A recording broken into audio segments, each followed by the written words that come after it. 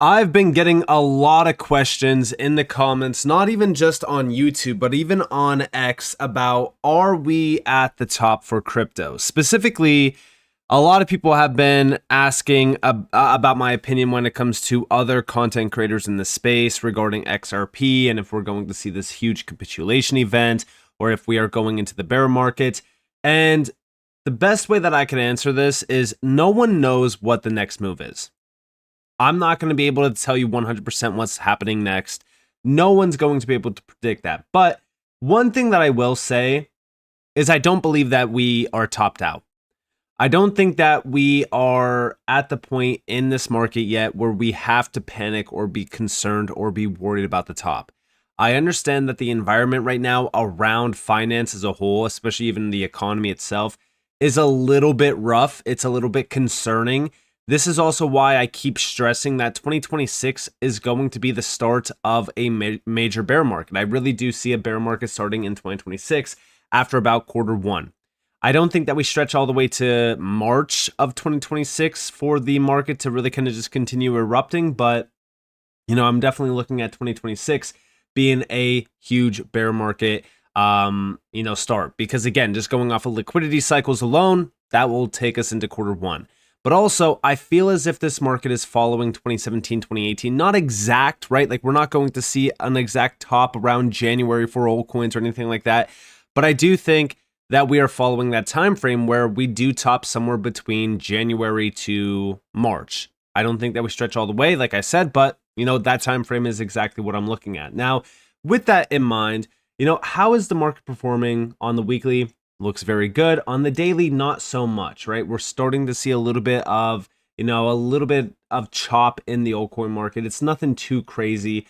Sorry to interrupt the video, but gold just made a new all-time high yesterday. And if you want to catch the waves in both the precious metals market as well as the crypto market, ITrustCapital is your best friend. They offer both crypto and gold and silver trading, but that's not it.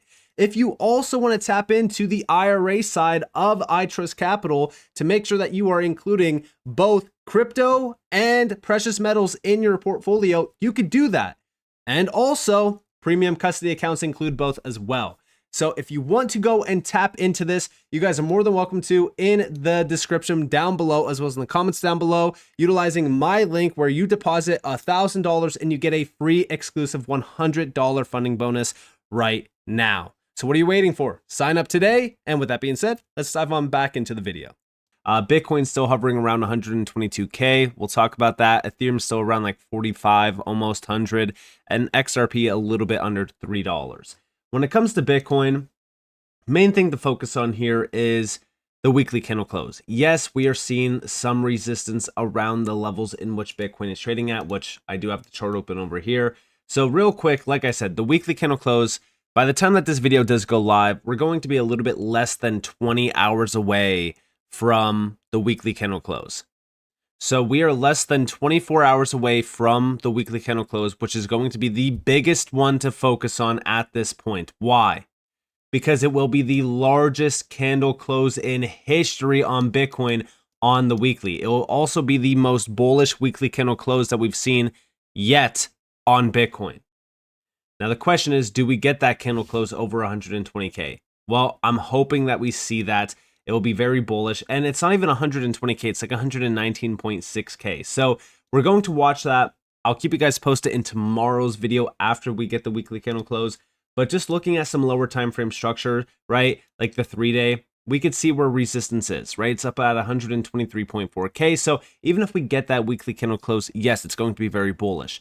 But it's not going to be an immediate candle to 130K. We still need to get over some of these key levels. And ultimately, I would want to see a little bit more than just getting a close over the candle body closes. I would like to see us push above 123.6K. Beyond that, looking at it on the daily as well, where we are currently trading at, there's not like a crazy amount of resistance here. A little bit lower time frame structure, like 12-hour, 4-hour. Those time frames aren't very important, but they do give us a little bit of an insight on where there is a bit of resistance. Like, for example, if we're looking at the 12-hour, there's not like a crazy amount of resistance around these levels. But if we're looking at like the 4-hour mark itself, let me just kind of zoom out, we could see in which we are trading at around wicks going back to August 11th, which did act as resistance. It did allow us to sell off into 118K. Looking at Bitcoin right now, I would expect us to sell off into like 121K, kind of fill this gap that we have here on the 4-hour before we have that continuation. But this is where we are going to see a lot of weakness on Bitcoin if we are going to see it. We need to clear this red zone. So until we do, we need to be a little bit cautious. We can't be too far ahead of ourselves here and, just be like, all right, well, yeah, I'm extremely bullish. Let me just buy up everything because I think that we're just going to continue higher here. No, we need to see that confirmation. This is also why I've always said that, buying a little bit higher is not a bad thing, right? Like if we get that clear confirmation and we have to buy higher, who cares? It's better than chasing a falling knife and, praying for the best. But the main thing here is we're still in bullish structure. I'm not too concerned about this at all. Yeah, we're hitting a little bit of resistance here. Yeah, we might see a little bit of a sell-off, but I've been seeing a lot of people trying to call for the bear market start or the top is in. I just think that that is extremely dangerous at this stage of the cycle. When it comes to Ethereum, again, Ethereum is kind of in the same situation as Bitcoin where, we are in this wedge. We're still waiting for confirmation on this chart. We still want to create a higher high, so we want to get a weekly candle close over like 4,600. This will be a very good start on Ethereum to have that strong reversal. Until then, this thing is probably just going to chop a little bit more, which tells us that we could still see a little bit more chop this week, just upcoming. And I know that a lot of people will hate to hear this. Oh, we have to wait another week. But again, we just go off of what's in front of us. This chart is still showing us that we have yet to create bullish structure on this chart.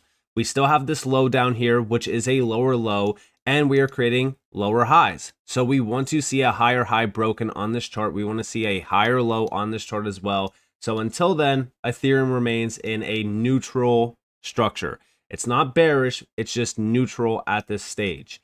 With XRP, again, no real change on XRP. We do have a higher low situation here. I would love for us to maintain this on the weekly. I would hate to see us lose $2.86 on the weekly candle close. So we should maintain this. If we don't, we should be targeting this level down here at about roughly $2.30 to about $2.60. But I really am expecting us to hold this higher low here. And then in terms of the weekly candle close, I would love to see a close over $3.04. That would be a good start here. It would create that higher high structure on the weekly above the week of September 8th and also September 15th. So this would be a good start. We could form, some support on this level, and then we could start to kind of gain more, just a little bit more momentum against some of these previous highs. Like for an example, $3 and almost 20 cents, and then of course the biggest high on this chart right now, $3 and like 47 cents. After that is broken, then we go to $4 plus. But until then, again, we need to focus on some of these other key levels and not get too far ahead of ourselves. But regarding the entire market, recently, mainstream media did start to talk a little bit about Bitcoin. Now, I always take this with a little bit of a grain of salt, right? Because again, when mainstream media starts to talk about crypto, especially in a bullish light, that does mean that we are getting closer to a top, which I do agree. I think that we are getting closer to a top. I mean, Bitcoin has been running for a very long time. But here we have Bitcoin chart shows a very clear bullish pattern. CNBC analysts say Bitcoin has a history of Q4 breakouts, new all-time high soon. Now, I will say this. Okay, CNBC is not wrong. Q4 is typically very bullish for crypto. This time around, I still think that we are in that 2017-2018 timeframe. So again, Q1 of 2026. But the thing that is very important to focus on here is it's not about Bitcoin, right? They're always going to talk about Bitcoin. The next phase here, I strongly believe, is going to be altcoins. Listen closely to this, and then I will address this video and just kind of give you guys my opinion. Take us through the price action here, because we are seeing that similar kind of consolidation breakout, but we got some kind of bottoming patterns of developing each time the consolidation happens. That's right. So as we can tell here, it's a very clear bullish pattern. Now, the only difference between this one so far and the previous two is we haven't got the full extension yet. Now, there's a very important point here, is that the timing of when these breakouts occurred, which are at the very beginning stages of the fourth quarter, 2023, 2024, so here we are again right now. That's because there's been positive seasonality for Bitcoin over its history, over the last 10 years of in the fourth quarter, especially. In the fourth quarter, especially October. This is here we are now. We know Bitcoin's already up a good amount. So I think this has ability to eventually take advantage of this and much higher. Okay, so that's the regular gold versus the digital gold trade. Let's clear this and let's put the comparative up, because the relative price movement can tell us something about maybe future performance as well. No guarantees, of course, right? The disclaimer is always there. But what did the pattern show you? This is the course of the past kind of year or so. What are you seeing here? That's right. As we can tell, coming into the month, it was a pretty big performance gap, almost 20%, right? So there is a tendency to have this close. Now, we've seen this before as well, where it started off very similar, and then as gold stopped, this is when Bitcoin started to rally again. And of course, by the time you got to the summer months, those percentages were now the same again, which I think has a pretty good chance of happening once more. That could even, again, gold moving just sideways or lower and Bitcoin continuing to move higher. And I think you see that into the fourth quarter, into the end of the year. So we've combined all of those together. What we are concluding with this is if the historical patterns have played out like they have in the past, we could see a rally for Bitcoin and a consolidation phase for regular gold. Very well said. So yeah, I mean, listen, I do agree with him. Gold has been going absolutely crazy. Stocks have been going absolutely crazy. It would be nice to see a little bit of consolidation on gold and that hype to kind of flip into crypto.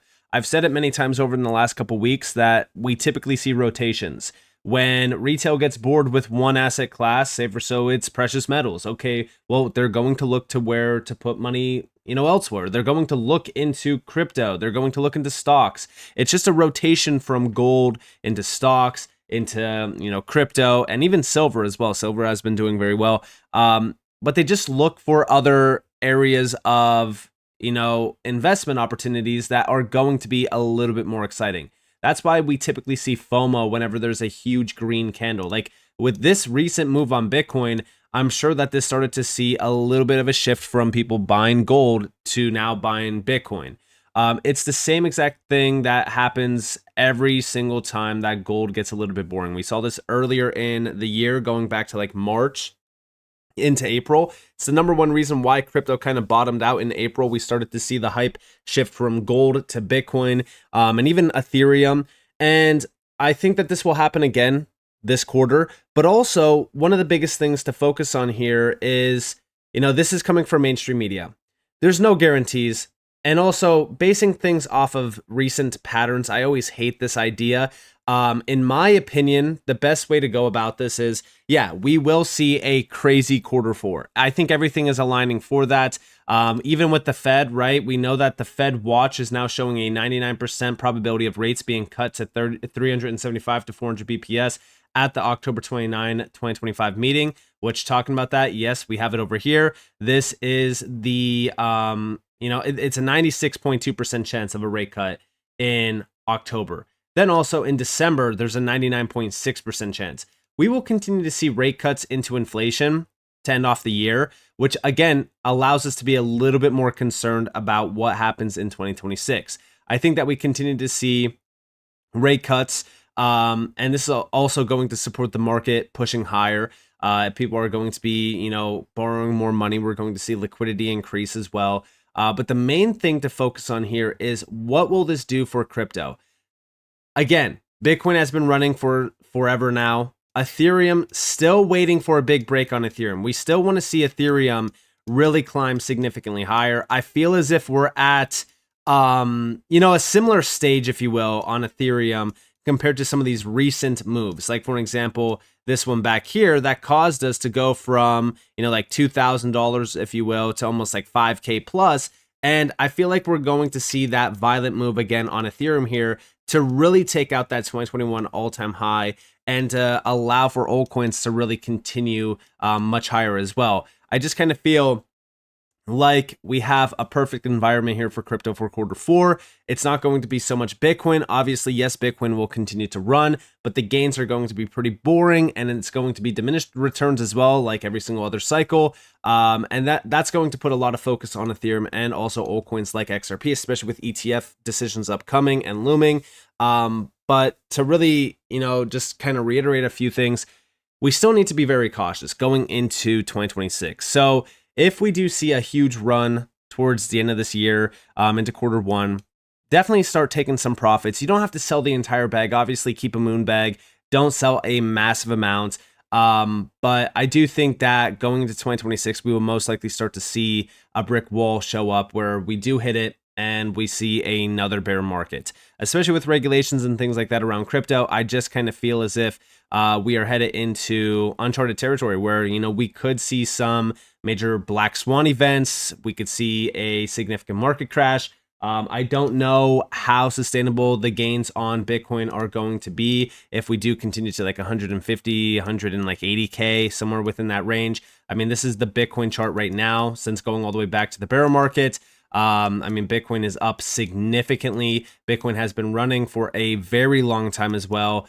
So I do think that we are getting closer to that top for crypto. I'll keep you guys posted if I think that we are, you know, at the top for crypto or anything like that. But right now, I'm not too concerned. I feel like the environment around crypto is very bullish. I think stocks are going to continue higher as well. Gold will most likely consolidate a little bit and get a little bit more boring, but I do expect gold to also continue to rally. But I think that the biggest focus is going to be crypto. I think that crypto is going to steal a lot of attention away from the retail sector, and I think that that's where most of the money is going to flow in Q4. But again, typically when CNBC and these major outlets, these media, you know, outlets, when they start to flip bullish on crypto or when they start to talk about crypto, yeah, typically the opposite does happen. But I don't think that we're at that point where we are expecting the opposite. I think that they are going to be right on this, where we have this bullish outlook for Q4, but I don't think that it's going to be centered around Bitcoin. I think that we should be looking at other assets. I think that we should be looking at altcoins, because I think that we are getting into that phase 3, phase 4 of the cycle. So with that being said, I hope that you guys enjoyed this video. If you guys did, definitely leave a like, subscribe, turn notifications on, because of more free content. You guys are more than welcome to follow me on Twitter and join the free Discord in the description below. And with that being said, guys, it's been Nick. Thanks for watching. Peace out.